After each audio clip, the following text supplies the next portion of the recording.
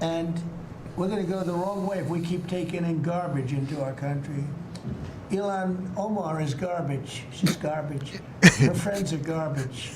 These aren't people that work. These aren't people that say, let's go, come on, let's make this place great. These are people that do nothing but complain. They complain. And from where they came from, they got nothing. You know, they came from paradise, and they said, this isn't paradise.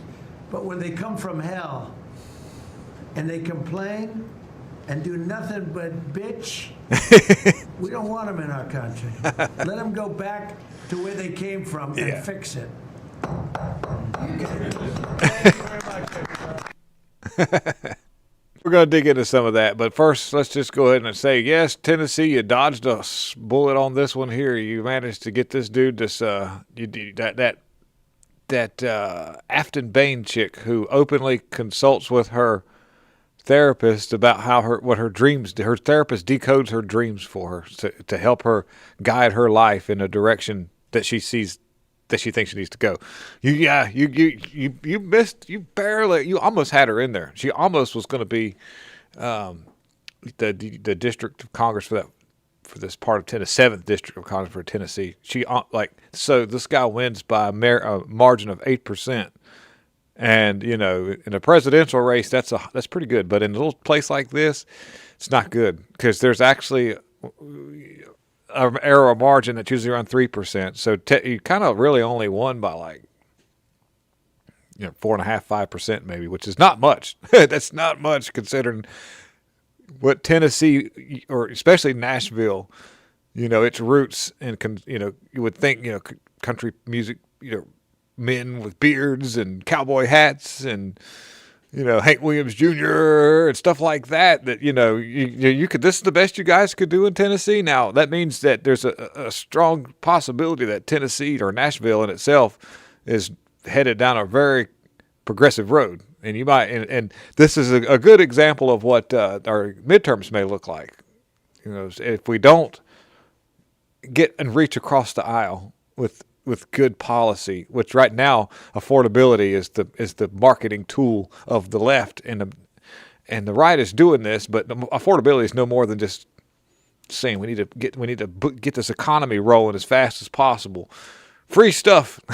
We need to, you know, sad to say, but a tactic that may be employed would definitely be the strategic outrollments of the $2,000 per person or per person per household. You could buy some votes with that. And at this point, I'm kind of shameless, guys. So we need to keep the House and the Senate as much as, you know, as strong, you know, Republican as possible, even though a lot of those are rhinos. But I'm just saying. So yeah, I said it. I said it. But let me dig into this, and better yet, we're gonna talk about Somalia. But I want to be like, this part of the episode will be, what the hell is this? Michael Dole and his wife are some kind of like tech billionaires. Michael Dole and his wife. Now they're doing a good thing. So I'm only just saying, I'm just trying to wrap my head around this part of it. This is really exciting. Absolutely. It's a very special moment. We're making a $6.25 billion investment in America's kids through our charitable funds. Next year, every American child. Come on. Dude. They could have just had some people speak for them. I mean, you're doing a good thing, but don't, everybody on the left, there's all these people on the other side of the aisle. I'm seeing posts of like, can somebody please explain to me what the hell is going on here? And I'm like, I feel you. I don't know. Will be able to get an investment account powered by Invest America. We've seen what happens when a child gets even a small financial head start. Their world expands. The real power of these accounts is that anyone can contribute. Parents, relatives, friends, everyone can help shape a child's future. To philanthropists, companies, community leaders, if you want to be part of something truly meaningful for our kids, for our communities, for our country, join us. And to parents and caregivers, stay tuned and get ready to activate your child's account Every contribution can grow over the years, just like your child. Together, we can make possibility something every child can count on. And that's a future worth investing in. Oh my God! Look. People, you're rich. You're rich, and this dude's even looking over here like, what the hell? You're rich. You can afford spokespeople that will speak for you. Oh my goodness, they're doing a good thing. I'm not down on what they're doing. They're trying to help. It's called an investment because they'll make some money out of it, I'm sure. But they are putting their money out there to do something beneficial with it. But damn, damn. All right, let's dig into some Somalia. Here we go. So this is Minneapolis's reelected mayor. I guess he's reelected. Anyways, he was running against Omar Fataya, the dude that looked like the main character off of that movie where he was like, I am the captain now. This is my ship. That guy. This is the mayor that they elected, who kind of looks like the dude from that movie where it was like, what was it? Idiocracy. But that dude on Idiocracy was way cooler than this guy by far. This man's going to get out here and be sympathetic to all of the criminal Somalis who hate America, who hate everything, who've been laundering money, who've been spreading their ideology. And then he goes into a Somali speaky rant thingy, whatever you call this. This is wild. That's not American. That's not what we are about. Oh, by the way, he's ranting about the fact that ICE agents are coming in there and deporting all these people who who are not here legally, and who have been here doing criminal stuff. And just illegal people, pretty much. But yeah, he's saying this is wrong. This is not America. He's about to sound like that. Here he goes. We're going to do right by every single person in our cities.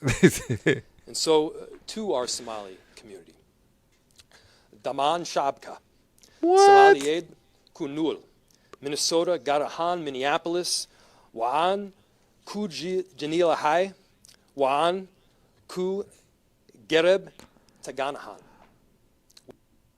By the way, just to let you know, this dude has a higher IQ than what it looks like. He's smart. He knows exactly what he's doing. He is right now. This dude is like doing backstrokes like in a swimming pool with money floating around underneath him from all the money that's being laundered from these criminals. That circles back through his pockets and his little whatever programs they got going on. It all benefits him and his probably family members and stuff that are all employed by these things. And he doesn't want that to end. So what he does is he plays patriot to these people who are not Americans and placates to them and then pretty much signaling, this also helps too because maybe they'll have another election come up and he wants to be the mayor again. He wants to keep this thing going for himself. This is a dirtbag, a very smart dirtbag that looks really dumb, acts really dumb, talks really dumb, but really that's a good front to put onto somebody so that they don't think that he doesn't give up your shtick, your spiel, if you will. But then he starts speaking in Somali, which he has no idea. They had to coach him for probably a week to figure out how to say that. He doesn't know Somali. He was reading it down there and through Muzzy he figured out how to do that. So and I've heard like police chiefs and others openly apologize to Somalis and start speaking in their language, and this is not good. And you can thank that Obama for getting all this stuff rolling. And they fund like terrorism in Somalia and in those areas through the money they launder out of your pockets. Yeah, it's pretty wild. So I'm going to move on to this other thing here. I mentioned Afton Bain, Tennessee representative, Congress lady chick, 7th District, Nashville. Her she talks to her therapist about her dreams to help decode them. Well, this is Judge Hidalgo. What was her name? Lena Hidalgo. She's, oh my goodness, this woman, you probably don't remember her. I hope you do. People in the comment sections, let me know if you remember her. But she was involved in all kind of weird shenanigans when it came to the manipulated election in 2020.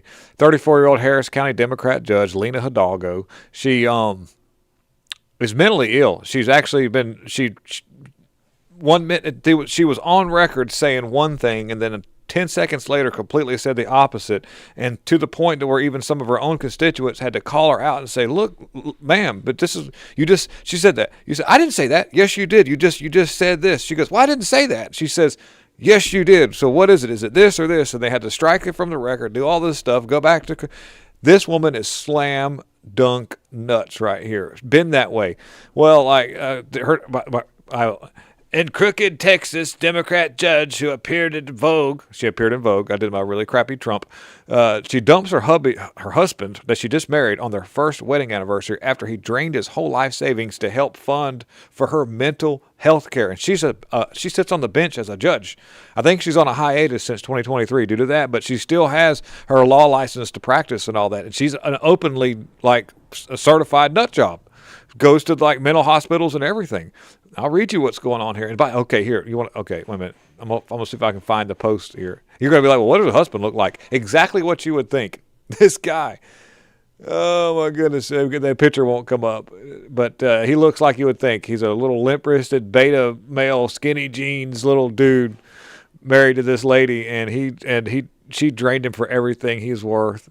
But one of the most infamous judges in Texas provided a perfect demonstration that no good deed goes unpunished as she dumped the man she was supposed to spend the rest of her life with. I wish you could see the picture. I don't have Instagram, so it's not going to show up. But this dude, it looks terrible. Hidalgo's dumping of James comes 1 year after she announced that her husband used almost all of his life savings to help her pay for treating her depression. By the way, her depression was brought on by climate change, according to what she says here. Based on a doctor's recommendation, she said she checked herself into a out-of-state facility to receive inpatient treatment in late July. She took her hiatus in 2023. She says, it is important for me to personally and professionally to confront this issue, so I'll be taking a temporary leave from office while I'm receiving this treatment. And this came after rumors swirled that Hidalgo might resign as her office embroiled in a bid rigging scandal, which that's still going on. Hidalgo's top 3 staffers were indicted in April 2022 after prosecutors expanded the investigation into an $11 million vaccine outreach program awarded to one of the judge's political cronies.